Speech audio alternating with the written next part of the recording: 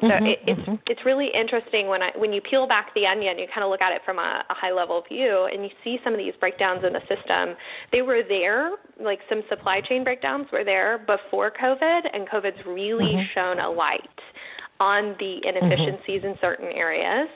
And this is where we should take the opportunity as both agriculturalists and ag technologists and start having the conversations to see where we can improve, fill in gaps, increase efficiencies, and divert resources, especially to the food banks, like I was talking about earlier.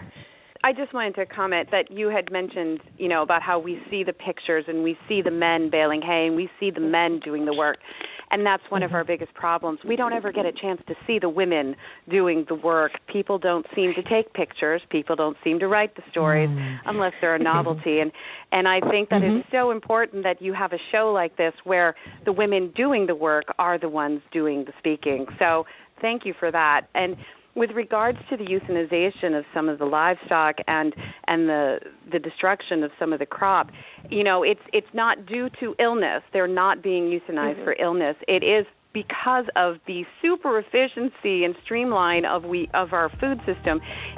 All of its redundancies were tapped out by this black swan event, and it has, as Dominique said, shown a light where we do need to focus on actually the inefficient. We need to find the ways that work best, even if they aren't super efficient. Unfortunately, that means that it won't be the cheapest, because we can all talk about what we want, but when we go to a store, we are spending what we want. And some of us don't have a choice to spend more, and some of us really can't bring ourselves to spend more. And we always judge where we are as a country on how much we have to pay for food. And it is such a tough balance. But I think that if we do think outside the box, we can create a resilient food system that understands that just because it's cheap doesn't fail to recognize the true cost involved, and that is that there is a stoppage of work, that there is an inability to circumvent this system when it is a monolith.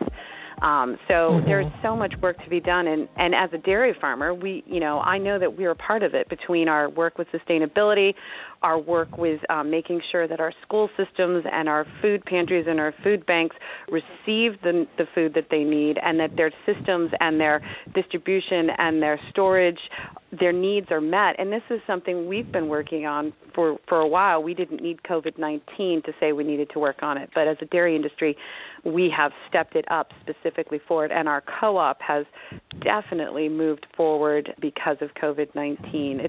There's so much good that can come out of this, and hopefully if we have people who are talking about it, like conversations like these, we will make a lot of good come out of this.